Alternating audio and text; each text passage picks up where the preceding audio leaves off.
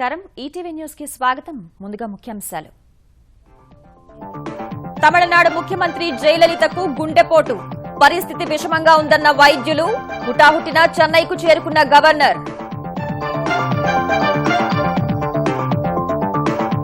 జయ పరిస్థితిపై అభిమానుల ఆవేదన అమ్మ కోసం రాత్రంతా ఆసుపత్రి వద్దే నిరీక్షణ తమిళనాడు వ్యాప్తంగా భద్రత కట్టుదిట్టం చేసిన పోలీసులు అమరావతి రూపశిల్పిగా లండన్ సంస్థ కొలిక్కి వచ్చిన ఫోస్టర్ అండ్ పార్ట్నర్స్ కంపెనీ ఎంపిక త్వరలో అధికారికంగా ప్రకటించనున్న ప్రభుత్వం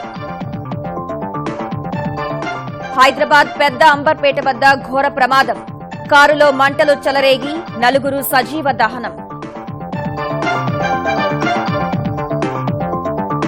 బంజారాహిల్స్ నోట్ల మార్పిడి వ్యవహారంలో 5 సభ్యుల ముఠా కాంగ్రెస్ నేతతో కలిసి ఇన్స్పెక్టర్ దందా 4 వ్యాపారులను మోసం చేసినట్లు గుర్తింపు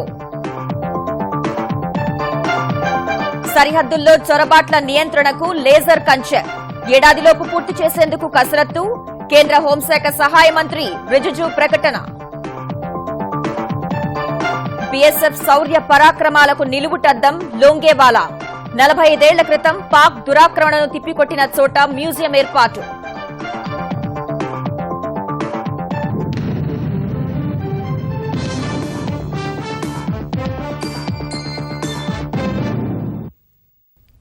అనారోగ్యంతో 74 రోజులుగా అపోలో ఆసుపత్రిలో చికిత్స పొందుతున్న తమిళనాడు ముఖ్యమంత్రి జయలలిత ఆరోగ్యం విషమించింది.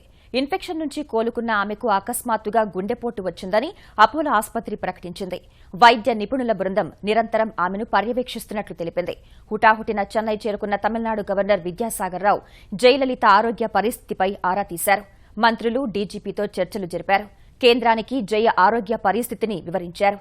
ఆసుపత్రి వద్ద భారీ సంఖ్యలో అభిమానులు గుమికూడి అమ్మ కోలుకోవాలని దేవుడిని ప్రార్థిస్తున్నారు.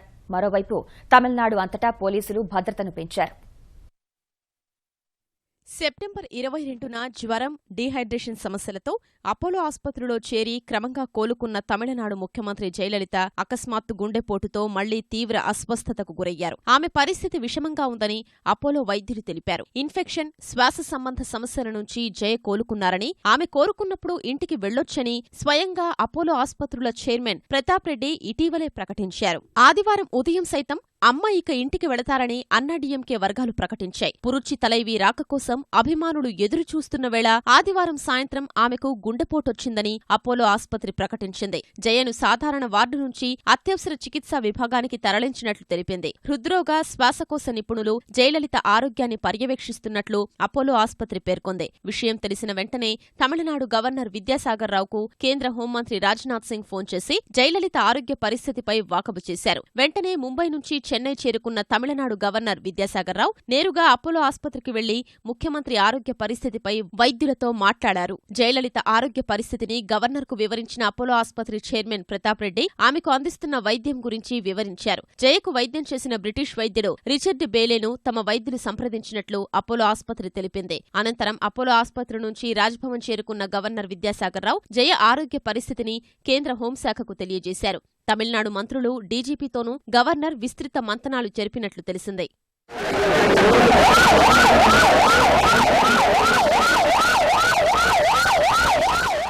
జయలలిత ఆరోగ్యం విషమించిన దృష్ట్యా అపోలో ఆసుపత్రి, చెన్నైలోని కీలక ప్రాంతాలు, కర్ణాటక, తమిళనాడు సరిహద్దుల్లో బలగాల్ని పెంచారు. అప్రమత్తమైన తమిళనాడు పోలీసులు ఉదయం కల్లా సిబ్బందంతా తమ తమ స్టేషన్లలో అందుబాటులో ఉండాలని ఆదేశాలు జారీ చేశారు. సున్నిత ప్రాంతాల్లో కేంద్ర బలగాల్ని మోహరించారు. జయకు గుండెపోటు వచ్చిందని తెలిసిన వెంటనే చెన్నైలోని వివిధ ప్రాంతాల్లో దుకాణాలు మూసివేశారు. చాలా మంది నేటి ప్రయాణాల్ని రద్దు చేసుకున్నారు.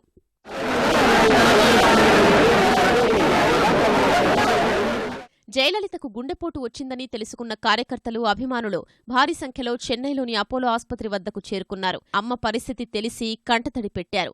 అభిమానులు లోపలికి దూసుకెళ్లేందుకు ప్రయత్నించారు. పోలీసులు వారిని అతి కష్టంపై నిలువరిస్తున్నారు. తెల్లవార్లు ఆసుపత్రి బయటే నిరీక్షించిన అన్నాడీఎంకే కార్యకర్తలు, అభిమానులు అమ్మ త్వరగా కోలుకోవాలని కోరుతూ ప్రార్థనలు చేస్తున్నారు. நாங்க வந்து எல்லாமே கட்சிக்காரெல்லாம் வந்திருக்கோம். அம்மா டிஸ்சார்ஜ் ஆயிடுறாங்க அப்படின்னு தான் நாங்கெல்லாம் வந்திருக்கிறோம். எங்க அம்மாக்கு ஒன்னும் ஆகாது சார். எங்க அம்மா நல்லா இருக்காங்க, நல்லா இருப்பாங்க. இன்னும் 100 ஆண்டு எங்க அம்மா நல்லா இருப்பாங்க சார். நாங்க 70 நாளா இங்கேயே தான் இருக்கிறோம். எங்க அம்மாக்கு ஒன்னாவது. எங்க அம்மா டிஸ்சார்ஜ் தான் நாங்கெல்லாம் வந்திருக்கிறோம். எங்க அம்மா வந்து என்னைக்கும் 100 வயசு வரைக்கும் ஆயுளோட தான் இருப்பாங்க. எங்க அம்மா டிஸ்சார்ஜ் தான் நாங்க எல்லாம் ஓடியாந்தோம். ஏன்னா நாங்க 6 மணி வரைக்கும் இங்கதான் இருந்தோம் காலையில இருந்து. அம்மா டிஸ்சார்ஜ் ஆகணும் ஆவலோட வந்திருக்கோம். டாக்டர் சொல்லலாம் ஹார்ட் அட்டாக். ஆனா எங்க அம்மா அதிகம் வென்று வெளியே வந்து எங்க அம்மா ஆட்சி புரிவாங்க. எங்க அம்மா எங்களை பாப்பாங்க. இதே இடத்துல எங்களுக்கு கை அசைச்சிட்டு போவாங்க. அந்த నம்பிக்கையில நாங்க ఇங்க வந்து ఉకాండి இருக்கோம். తమిళనాడు మంత్రులు అన్నాడీఎంకే ప్రజా ప్రతినిధులు సైతం అపోలో ఆస్పత్రికి చేరుకుని జయలలిత ఆరోగ్య పరిస్థితిపై ఆరా తీశారు. మరోవైపు జయ ఆరోగ్య పరిస్థితిని తమ వైద్య నిపుణులు నిశితంగా పరిశీలిస్తున్నారని అర్ధరాత్రి దాటిన తరువాత అపోలో ఆస్పత్రి ప్రకటించింది. తమ శక్తి మేరకు ఆమె కోలుకునేలా కృషి చేస్తామని ఆ ప్రకటనలో పేర్కొంది. తమిళనాడు ముఖ్యమంత్రి జయలలితకు గుండెపోటు రావడంపై నేతలు దిగ్భ్రాంతి వ్యక్తం చేశారు. జయ మళ్లీ అస్వస్థకు గురి కావడం చాలా బాధించిందని ట్వీట్ చేసిన రాష్ట్రపతి ప్రణబ్ ముఖర్జీ ఆమె త్వరగా కోలుకోవాలని ప్రార్థిస్తున్నట్లు పేర్కొన్నారు. తమిళ రాజకీయాల్లో జయలలిత ప్రధాన ప్రత్యర్థి అయిన కరుణానిధి సైతం ఆమె ఆరోగ్యం త్వరగా మెరుగుపడాలని ఆకాంక్షించారు. ఆమె త్వరగా కోలుకుంటారని ఆశిస్తున్నట్లు తమిళనాడు ప్రతిపక్ష నేత స్టాలిన్ ట్వీట్ చేశారు. జయ పరిస్థితి చాలా బాధ కలిగించిందన్న కేంద్ర మంత్రి వెంకయ్యనాయుడు వైద్యానికి ఆమె త్వరగా స్పందించి కోలుకుంటారని ఆశిస్తున్నట్లు ట్వీట్ చేశారు. ఈ విషయం తనను ఎంతో ఆందోళనకు గురిచేసిందని మరో కేంద్ర మంత్రి నిర్మలా సీతారామన్ తెలిపారు. జయలలిత ఆరోగ్యం మెరుగుపడాలని ప్రార్థిస్తున్నట్లు బెంగాల్ ముఖ్యమంత్రి మమతా బెనర్జీ, మహారాష్ట ముఖ్యమంత్రి దేవేంద్ర ఫడ్నవీస్ తెలిపారు. కాంగ్రెస్ ఉపాధ్యక్షుడు రాహుల్ గాంధీ ఆమె త్వరగా కోలుకోవాలని ఆకాంక్షించారు. అమరావతిలో ప్రభుత్వ భవనాల సముదాయం నిర్మాణానికి ప్రధాన భవన నిర్మాణ రూపశిల్పిని సిఆర్డీఏ దాదాపు ఎంపిక చేసింది. లండన్కు చెందిన ప్రముఖ ఆర్కిటెక్చర్ సంస్థ ఫోస్టర్ అండ్ పార్ట్నర్స్ కు ఈ అవకాశం దక్కనున్నట్లు సమాచారం. ప్రధాన భవన నిర్మాణ రూపశిల్పి ఎంపికకు సిఆర్డీఏ అంతర్జాతీయ టెండర్లు పిలవగా ఫోస్టర్ అండ్ పార్ట్నర్స్ తో పాటు స్పేస్ గ్రూప్, జీఎంపీ ఇంటర్నేషనల్ సంస్థలు పోటీపడ్డాయి. ఈ 3 సంస్థలు దాఖలు చేసిన సాంకేతిక ఆర్థిక బిడ్లను తెరవగా ఫోస్టర్ అండ్ పార్ట్నర్స్ సంస్థ L1 గా నిలిచినట్లు సిఆర్డీఏ అధికార వర్గాల సమాచారం. ఆ సంస్థ ఆర్థిక బిడ్లో కోట్ చేసిన మొత్తాన్ని కొంచెం తగ్గించే అంశంపై సిఆర్డీఏ అధికారులు సంప్రదింపులు జరుపుతున్నారు. ఈ అంశంపై స్పష్టత వచ్చాక ప్రధాన భవన నిర్మాణ రూపశిల్పి ఎంపిక అధికారికంగా ఖరారు చేయనున్నారు. ముఖ్యమంత్రి చంద్రబాబు అధ్యక్షతన త్వరలో నిర్వహించనున్న సిఆర్డీఏ పాలక మండలి సమావేశంలో ఈ విషయమై తుది నిర్ణయం తీసుకోనున్నారు. ప్రతి బుధవారం రాజధాని పనుల పురోగతిపై సీఎం సమీక్షా సమావేశం నిర్వహిస్తున్నారు. ఈ నేపథ్యంలో ఎల్లుండి జరిగే సిఆర్డీఏ సమావేశంలో ప్రధాన భవన నిర్మాణ రూపశిల్పి ఎంపిక ఖరారు చేస్తారా, లేకుంటే మరోసారి ప్రత్యేకంగా సమావేశం నిర్వహించి ప్రకటిస్తారా అనే విషయంపై స్పష్టత రాలేదు. బంజారాహిల్స్ నోట్ల మార్పిడి వ్యవహారంలో తీగలాగితే డొంక కదులుతోంది. కాంగ్రెస్ నాయకుడు తిరుమలేష్, ఇన్స్పెక్టర్ రాజశేఖర్ లీలలు బయటపడుతున్నాయి. ఒక ముఠా ఏర్పాటు చేసుకుని కొందరు వ్యాపారులను మోసం చేసినట్లు పోలీసుల దర్యాప్తులో తేలింది. హైదరాబాద్ బంజారాహిల్స్ ప్రాంతంలో వెలుగు చూసిన కరెన్సీ మార్పిడి వ్యవహారంలో కొత్త విషయాలు వెలుగు చూస్తున్నాయి. బెదిరింపుల పర్వంలో కీలకంగా వ్యవహరించిన కాంగ్రెస్ నాయకుడు తిరుమలేష్ నాయుడుతో పాటు అతని 5గురు అనుచరుల్ని పోలీసులు అదుపులోకి తీసుకుని గుట్టుగా విచారిస్తున్నారు. వారి నుంచి 20 లక్షల రూపాయలు స్వాధీనం చేసుకున్నట్లు సమాచారం. పోలీసులు మాత్రం ఈ విషయాన్ని బయటకు రానివ్వటం లేదు. తిరుమలేష్ తో కలిసి వ్యవహారాన్ని నడిపిన ఇన్స్పెక్టర్ను విజయవాడలో అదుపులోకి తీసుకున్నట్లు తెలుస్తోంది. తిరుమలేష్ నాయుడు విచారణలో నోట్ల వ్యవహారానికి సంబంధించి మరో 4 ఘటనలు బయటపడ్డాయి. కొత్తగూడెం జిల్లా మధిరకు చెందిన మల్లేష్, కడప జిల్లా ప్రొద్దుటూరుకు చెందిన వ్యాపారి ఇప్పటికే పోలీసులకు ఫిర్యాదు చేశారు. అనంతపురం జిల్లా ధర్మవరం, కర్నూలు జిల్లా నంద్యాలకు చెందిన మరో 2 వ్యాపారుల్ని బెదిరించినట్లు పోలీసుల విచారణలో తేలింది. సదరు వ్యాపారులు మాత్రం ఇంకా పోలీసులకు ఫిర్యాదు చేయలేదు. ప్రొద్దుటూరుకు చెందిన వ్యాపారి 25 లక్షలు తీసుకురాగా సగం లాగేసుకుని బెదిరించి పంపినట్లు తెలిసింది. నంద్యాల వ్యాపారి నుంచి 40 లక్షలు దండుకున్నారని పోలీసుల దర్యాప్తులో తేలగా బాధితుల్ని విచారించేందుకు పోలీసులు సిద్ధమవుతున్నారు. మధిర వ్యాపారి లక్ష్మణ్ అగర్వాల్ నుంచి 40 లక్షలు, ప్రొద్దుటూరుకు చెందిన కాసిరెడ్డి నుంచి 50 లక్షలు కాజేసినట్లు ఫిర్యాదులందాయి. గత నెల 9 నుంచి ఈ ముఠా ఇలా ఎన్ని మోసాలకు పాల్పడిందో తెలుసుకునే ప్రయత్నంలో పోలీసులు దర్యాప్తు ముమ్మరం చేశారు. మొత్తం వ్యవహారంలో టపాచబుత్ర స్టేషన్లో పనిచేస్తున్న ఇన్స్పెక్టర్ రాజశేఖర్ బాహాటంగానే బెదిరింపులకు పాల్పడినట్లు బాధితులు పోలీసులకు ఫిర్యాదు చేశారు. ఒక కేసులో 20,000 లంచం తీసుకుంటూ అనిసాకు పట్టుబడ్డ రాజశేఖర్ తిరుమలేష్ సాయంతో గతంలో నగరానికి చెందిన కాంగ్రెస్ మంత్రి వద్దకు వెళ్లినట్లు ఆరోపణలున్నాయి. అప్పట్నుంచి వారి బంధం బలపడి నోట్ల మార్పిడి దందాతో బయటపడింది. గోల్కొండ తపాలా కార్యాలయంలో 1,30,00,000, హిమాయత్ నగర్ ఉప తపాలా కార్యాలయంలో 36 లక్షల నోట్లను అక్రమంగా మార్పిడి చేసిన కేసులో ప్రధాన నిందితుడు తపాలా శాఖ సీనియర్ సూపరింటెండెంట్ సుధీర్ కుమార్ ను సీబీఐ అదుపులోకి తీసుకున్నట్టు తెలుస్తోంది. 2 రోజులుగా ఆయన పరారీలో ఉన్నారు. కేంద్ర ప్రభుత్వం నోట్ల రద్దు ప్రకటించిన తర్వాత హైదరాబాద్లోని తపాలా కార్యాలయాల ద్వారా సుధీర్ కుమార్ కొంత డబ్బు దారి మళ్లించినట్టు సీబీఐ గుర్తించింది. ఎటువంటి రసీదులు లేకుండానే నోట్ల మార్పిడి జరిగినట్టు బయటపడింది. సుధీర్ కుమార్ ఆదేశాల మేరకే డబ్బు చెల్లించినట్టు తపాలా కార్యాలయాల సిబ్బంది సీబీఐకి తెలిపారు.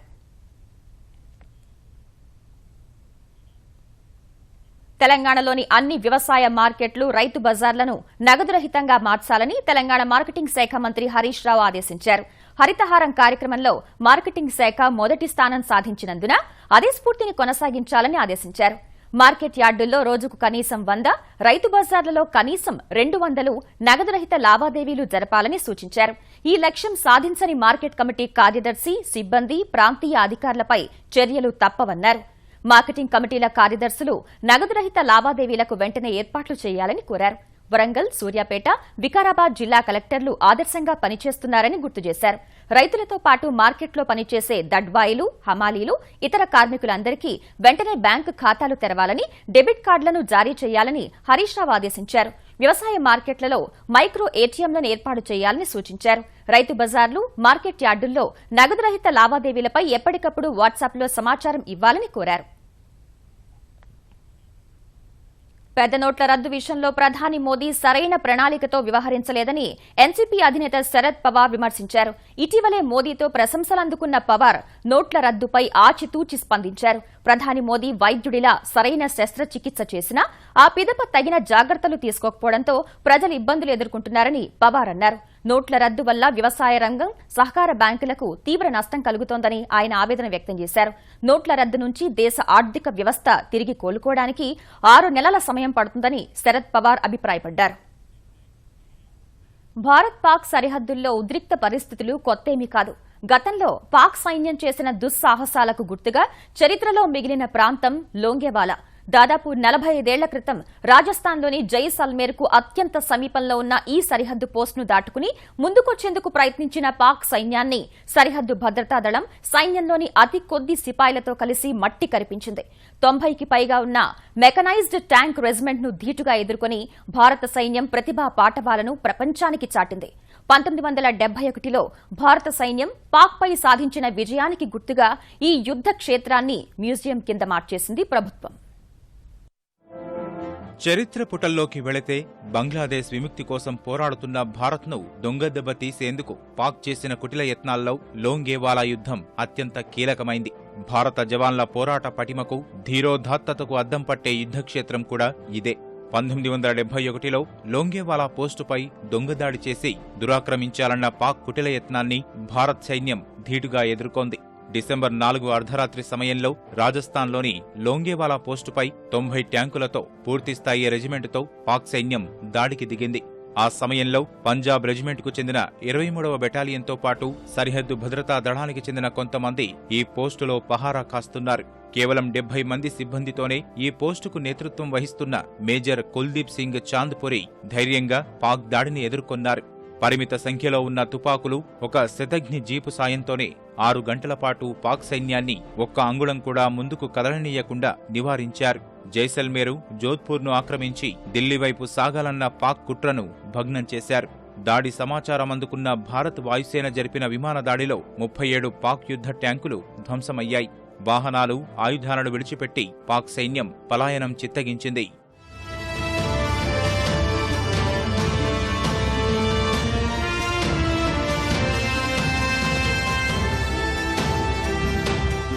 అప్పటి ఆ విజయానికి గుర్తుగా ట్యాంకులను అదే యుద్ధక్షేత్రంలో ఉంచేసింది భారత సైన్యం. దీన్నో మ్యూజియంగా మార్చి ప్రజలకు వీర సైనికుల విజయగాథను తెలియజేస్తోంది. పాక్ వదిలేసిన వస్తువులేగాక భారత్ సైన్యం ఉపయోగించిన యుద్ధ సామాగ్రిని సైతం ఈ మ్యూజియంలో ప్రదర్శనకు ఉంచారు. అత్యంత ప్రజాదరణ పొందిన బాలీవుడ్ చిత్రం బోర్డర్ ఈ యుద్ధక్షేత్రం కథాంశంతోనే తెరకెక్కించారు.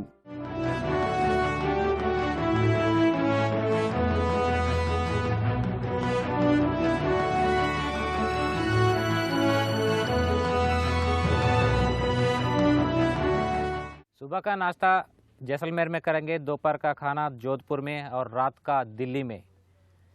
1971లో పాకిస్తాన్ భారత్ పైన యుద్ధం ప్రకటించి ఆ సమయంలో చెప్పిన మాటలు ఇవి. అయితే ప్రస్తుతం మనం అదే యుద్ధం జరిగిన చరిత్రాత్మక ప్రదేశంలో ఉన్నాం. లోంగేవాలా పోస్ట్పై దాడి 1971లో పాకిస్తాన్ దాడి చేసినటువంటి ప్రాంతంలో ఉన్నాం. మనం చూడొచ్చు, ఈ ప్రాంతంలోనే సరిగ్గా లోంగేవాలా బ్యాటిల్ యుద్ధం జరిగింది. తూర్పు పాకిస్తాన్తో భారత్ పోరాడుతున్న సమయంలోనే లోంగేవాలా పోస్టులో కూడా పాకిస్తాన్ దాడి చేసింది. పాకిస్తాన్కి చెందినటువంటి వాయుసేన విమానాలు ఈ పోస్టుపై అలాగే జైసల్మేర్ పై కూడా దాడి చేసేందుకు ప్రయత్నించాయి. అదే సమయంలో పాకిస్తాన్కి చెందినటువంటి ట్యాంక్ రెజిమెంట్ కూడా లోంగేవాలా పోస్ట్ పైకి దూసుకొచ్చింది. ఆ సమయాన్ని గుర్తించినటువంటి ఇక్కడ 168 రెజిమెంట్కి చెందినటువంటి సైన్యం దాన్ని సమర్థవంతంగా తిప్పికొట్టింది. దాదాపుగా పాకిస్తాన్కి చెందినటువంటి ట్యాంక్ రెజిమెంట్లో 37 ట్యాంకులను కూడా ఈ తరహా ట్యాంకులను కూడా ధ్వంసం చేశారు. ఆ తాలూకు ఆనవాళ్లు కూడా మనం చూడొచ్చు. లోంగేవాలా పోస్ట్లో ఉన్నటువంటి ఆనవాళ్లు ప్రత్యక్షంగా పాకిస్తాన్కి చెందినటువంటి వాహనాలు మన సైనికులు వీర సైనికులు ధ్వంసం చేసి నాశనం చేసినటువంటి ఆనవాళ్లన్నింటినీ కూడా ఈ లోంగేవాలా పోస్ట్లో ఇలాగే భద్రపరిచారు.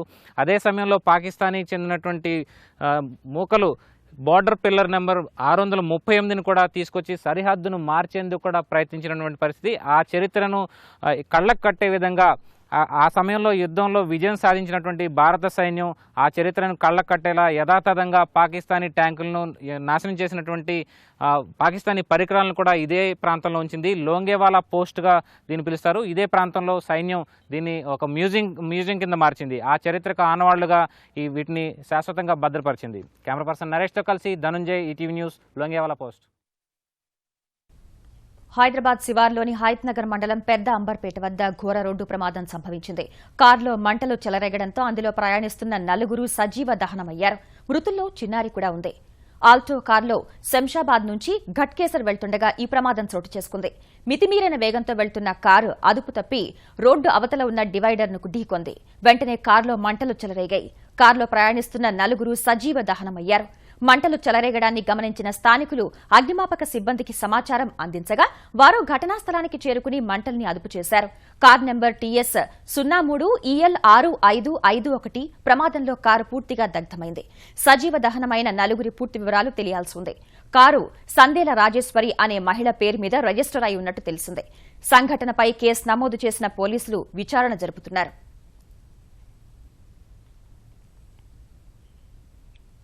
నిత్యావసర సరుకులు పక్కదారి పట్టకుండా చూడాల్సిన బాధ్యత స్టేజ్ 1, స్టేజ్ 2 కాంట్రాక్టర్లదేనని తెలంగాణ పౌర సరఫరాల శాఖ కమిషనర్ సివి ఆనంద్ స్పష్టం చేశారు. జీపీఎస్ విధానాన్ని పూర్తి స్థాయిలో అమలు చేయాలని నిర్ణయించినట్లు ఆయన స్పష్టం చేశారు. మండల గోదాముల నుంచి రేషన్ దుకాణాలకు సరుకులు చేరవేసే స్టేజ్ 1, స్టేజ్ 2 కాంట్రాక్టర్లతో హైదరాబాద్లో కమిషనర్ ఆనంద్ సమీక్ష నిర్వహించారు. మండల నిల్వ కేంద్రాల నుంచి చౌకధరల దుకాణాలకు సరుకుల్ని చేరవేసే సమయంలో పక్కదారి పట్టకుండా గట్టి చర్యలు తీసుకున్నట్లు కమిషనర్ ఆనంద్ చెప్పారు. అక్రమ మార్గాలను అరికట్టేందుకు కఠిన చర్యలు తీసుకోక తప్పదని హెచ్చరించారు. పౌర సరఫరాల శాఖ అధికారుల అనుమతి లేకుండా జీపీఎస్ అమర్చిన వాహనాలు ఎట్టి పరిస్థితుల్లోనూ జిల్లా పరిధి దాటరాదని స్పష్టం చేశారు. ప్రతి వాహనానికి ఫోన్ ఉండేట్లు చూడాలన్నారు. పెద్ద నోట్ల రద్దు నేపథ్యంలో చిల్లర కొరత ఎదుర్కొంటున్న ప్రజల సౌలభ్యం కోసమే రేషన్ సరుకులను అప్పుగా అందిస్తున్నట్లు ఆంధ్రప్రదేశ్ పౌర సరఫరాల శాఖ మంత్రి పరిటాల సునీత తెలిపారు. రేషన్ సరుకులు నగదు రహితంగా అందించేందుకు అన్ని ఏర్పాట్లు చేస్తున్నట్లు ఆమె వివరించింది. ఈ ఏడాది క్రిస్మస్, సంక్రాంతి పండుగల కోసం 250 రూపాయల విలువైన సరుకుల్ని చంద్రన్న కానుగ్గా అందిస్తామని ఆమె తెలిపారు. ఎవరు కూడా పబ్లిక్ కూడా ఇబ్బంది పడుకోకుండా దాదాపు 1,35,00,000 కార్డ్స్ కూడా రేషన్ కార్డులు ఉన్నాయి. వాళ్ళు ఎవరు కూడా ఇబ్బంది పడుకోకుండా రేషన్ షాప్కి వెళ్ళి అప్పుగా రేషన్ తీసుకునేలాగా మంచి అవకాశం కూడా మేము కూడా కల్పించాం. నెక్స్ట్ మంత్ వాళ్ళు డబ్బులు కట్టేలాగా కూడా చేశామండి. ఎవరికి కూడా ఇబ్బంది కూడా కలగలేదు. ఇప్పటికే చూస్తే దాదాపు రాష్ట్ర వ్యాప్తంగా మనం చూసుకుంటే 60 లక్షల మందికి ఇప్పటికే 60,30,000 మంది రేషన్ కూడా తీసుకునేది కూడా మనం అందరం కూడా చూస్తున్నాం. రాష్ట్ర వ్యాప్తంగా అందరికీ కూడా నేను కూడా విజ్ఞప్తి కూడా చేస్తున్నాను. ఈ క్యాష్లెస్ అనేది కూడా ఉంటుంది కాబట్టి ప్రతి ఒక్కరు కూడా బ్యాంక్ అకౌంట్ కూడా చేసుకోమని ప్రతి ఒక్క కార్డుదారులకు అందరికీ కూడా తెలియజేస్తుంది. 29,000 ఎఫ్ఈ షాపుల్లో కూడా డీలర్లందరూ కూడా అకౌంట్ అనేది ఓపెన్ చేసుకుంటే ఈ క్యాష్లెస్ అనేది పెట్టినప్పుడు ప్రతి ఒక్కరూ షాపుకి వెళ్ళి అక్కడ రేషన్ తీసుకుంటేనే తమ్మేస్తేనే వాళ్ళ అకౌంట్లో నుంచి డీలర్ అకౌంట్లోకి డబ్బులు పడేలాగా విధానం కూడా మేము ప్రయత్నం కూడా చేస్తున్నాం. తప్పకుండా అది సక్సెస్ఫుల్గా కూడా మేము చేయబోతున్నాం. సాగునీరు లేక 5,000 ఎకరాల్లో ఎండిపోనున్న పంటకు ఎమ్మెల్సీ పయ్యాబుల కేశవ్ హంద్రీనీవా నీటిని విడుదల చేశారు. అనంతపురం జిల్లా వజ్రకరూర్ మండలంలోని పలు గ్రామాల్లో గుంతకల్లు బ్రాంచ్ కెనాల్ కింద మిరప పంట సాగు చేస్తున్నారు. తుంగభద్ర జలాశయంలో నీరు లేక కాలువకు సరఫరా నిలిపేశారు. లక్షల రూపాయలు పెట్టుబడులు పెట్టి సాగు చేసిన పంటలను కాపాడేందుకు హంద్రీనీవా నీటిని మళ్లించేందుకు శ్రీకారం చుట్టారు. ఎమ్మెల్సీ పయ్యాబుల కేశవ్ సొంత ఖర్చులతో ఓ కాలువ తవ్వించి అక్కడికి హంద్రీనీవా నీరు వెళ్లేలా ఏర్పాటు చేశారు. హైదరాబాద్ దోమలగూడలో ఇటీవల సీజ్ చేసిన తెలంగాణ ఐక్య వేదిక కార్యాలయం కేంద్రంగా తీవ్రవాద కార్యకలాపాలు జరుగుతున్నాయనే పక్కా ఆధారాలతోనే చర్యలు తీసుకున్నట్టు తెలంగాణ పోలీసులు తెలిపారు. ఈ నెల 2న కామారెడ్డిలో అరెస్ట్ చేసిన జనశక్తి రాష్ట్ర కమిటీ సభ్యుడు భీం భరత్ ఆయుధాల సరఫరా, విరాళాల కోసం గుత్తేదారులకు బెదిరింపులు, పార్టీ విస్తరణ కార్యకలాపాలు దోమలగూడ కార్యాలయం నుంచే జరుగుతున్నట్లు వెల్లడించారని కామారెడ్డి జిల్లా ఎస్పీ శ్వేత తెలిపారు. తెలంగాణ ఐక్య వేదిక కార్యాలయంలో సోదాల సందర్భంగా తీవ్రవాద కార్యకలాపాల విస్తరణకు సంబంధించి తమకు లభించిన ఆధారాలను కోర్టుకు నివేదిస్తామన్నారు. ఒక ఫ్రంటల్ ఆర్గనైజేషన్ అంటే వాళ్ళు ఆర్గనైజ్ చేసేది వాళ్ళు తమని తాము జనశక్తి మెంబర్స్ గా చెప్పుకున్నా కూడా ఆఫీస్ లో తెలంగాణ యునైటెడ్ ఫ్రంట్ గా చెప్పుకుంటున్నారు. ఈ ప్లేస్ ని మళ్ళీ కంటిన్యూస్ గా మళ్ళీ కూడా ఇటువంటి యాక్టివిటీస్ కి యూజ్ చేసే అవకాశం ఉన్నందున మేము హౌస్ ని కూడా అటువంటి ప్రిమిసెస్ ని అటువంటి యాక్టివిటీస్ కి యూజ్ చేయకుండా ఉండడానికి lawfully we have seize the house. రాజమహేంద్రవరంలోని శ్రీ వల్లి సుబ్రహ్మణ్యేశ్వర స్వామి ఆలయంలో కళ్యాణోత్సవం ఘనంగా నిర్వహించారు. వేద మంత్రోచ్చరణల నడుమ స్వామివారి కళ్యాణం అంగరంగ వైభవంగా సాగింది. పెద్ద సంఖ్యలో భక్తులు ఈ కార్యక్రమానికి హాజరయ్యారు. నేడు సుబ్రహ్మణ్య స్వామి షష్ఠి సందర్భంగా ప్రత్యేక పూజలు నిర్వహిస్తున్నారు.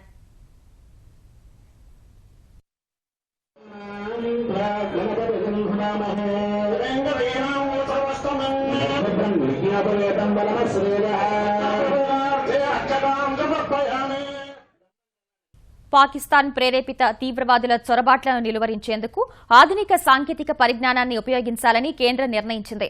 చొరబాట్లను అడ్డుకునేందుకు లేజర్ కంచెను, ఇతర ఆధునిక వ్యవస్థలను ఏర్పాటు చేయనున్నట్లు హోంశాఖ సహాయ మంత్రి కిరణ్ రిజిజు పంజాబ్లోని గురుదాస్పూర్లో వెల్లడించారు. ఏడాదిలోపు ఈ ప్రక్రియను పూర్తి చేస్తామని ఆయన తెలిపారు. లేజర్ కంచెను బీఎస్ఎఫ్ పర్యవేక్షణలోనే నిర్మించనున్నట్లు కేంద్ర మంత్రి వివరించారు. పాకిస్తాన్తో అంతర్జాతీయ సరిహద్దులు పంచుకుంటున్న పంజాబ్లోని నదులు, సంక్లిష్టతలతో కూడిన ప్రాంతాల్లో 7 చోట్ల ఇప్పటికే లేజర్ గోడలు పనిచేస్తున్నాయని ఆయన తెలిపారు. నదులు, అత్యంత సంక్లిష్టమైన ప్రాంతాలు సరిహద్దులుగా ఉన్న చోట లేజర్ కంచె ఏర్పాటు చేయాలని 2 ఏళ్ల క్రితమే బీఎస్ఎఫ్ నిర్ణయించింది. పఠాన్కోట్ దాడి తర్వాత లేజర్ కంచె పనులను వేగవంతం చేయాలని కేంద్ర హోంశాఖ, బీఎస్ఎఫ్ నిర్ణయించాయి. హోంశాఖ నియమించిన కమిటీ సైతం సాంకేతిక పరిజ్ఞానంతో సరిహద్దుల్లో భద్రతా లోపాలను చక్కదిద్దాలని సిఫారసు చేసింది.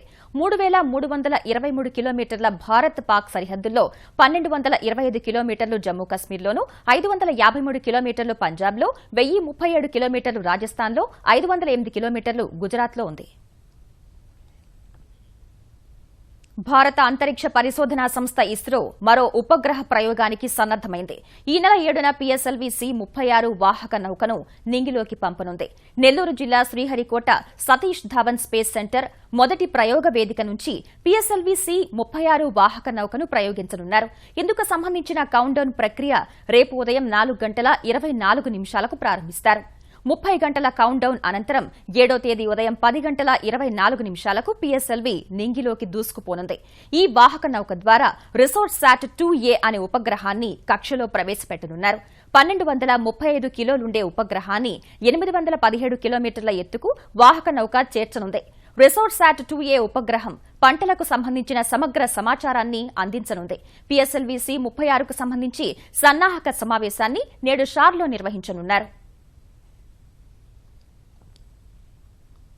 కేంద్ర ప్రభుత్వం కేటాయించే దళిత, గిరిజన ఉప ప్రణాళిక నిధులు పక్కదారి పట్టకుండా చేపట్టాల్సిన చర్యలపై నీతి ఆయోగ్ అధ్యయనం చేయనుంది. ఈ మేరకు ప్రధానమంత్రి ముఖ్య కార్యదర్శి నేతృత్వంలో జరిగిన కమిటీలో నిర్ణయం తీసుకున్నారు. ఇకపై దళిత, గిరిజన ఉప ప్రణాళికల పర్యవేక్షణకు ఆయా మంత్రిత్వ శాఖలే చూసుకోనుండగా నీతి ఆయోగ్ సిఫారసు చేసిన నమూనాలో పర్యవేక్షణ యంత్రాంగాన్ని ఆ శాఖలు ఏర్పాటు చేయాల్సి ఉంటుంది. 60 రోజుల్లో పర్యవేక్షక వ్యవస్థను అభివృద్ది చేయడమే కాకుండా అమల్లోకి తేవాలని నిర్దేశించారు. ఎస్సీ, ఎస్టీ ఉప ప్రణాళికల నిధులు వృధాగా కాకుండా చర్యలు చేపట్టాలని సూచించిన నీతి ఆయోగ్ ఒక ఆర్థిక సంవత్సరంలో ఖర్చు కాని నిధుల్ని మరుసటి సంవత్సరానికి బదిలీ చేయాలని సిఫారసు చేసింది. ఈటీవీ న్యూస్ సమాప్తం. నమస్కారం.